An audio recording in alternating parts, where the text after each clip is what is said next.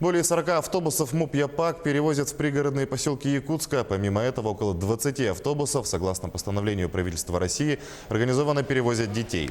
В целом, в автотранспортной компании порядка 100 автобусов, из них в исправном состоянии более 80 единиц техники.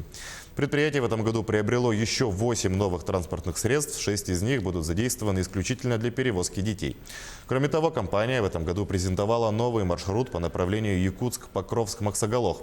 В планах предприятия дальнейшее расширение маршрутов. В пригородном маршруте 8 маршрутов и один межмуниципальный маршрут Якутск-Покровск-Максоголох.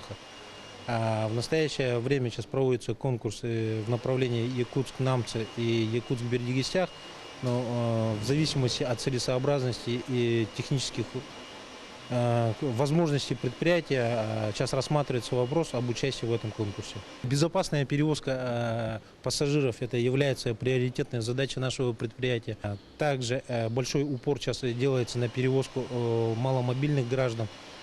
Предусматривается сейчас приобретение автобусов так называемые низкопольные.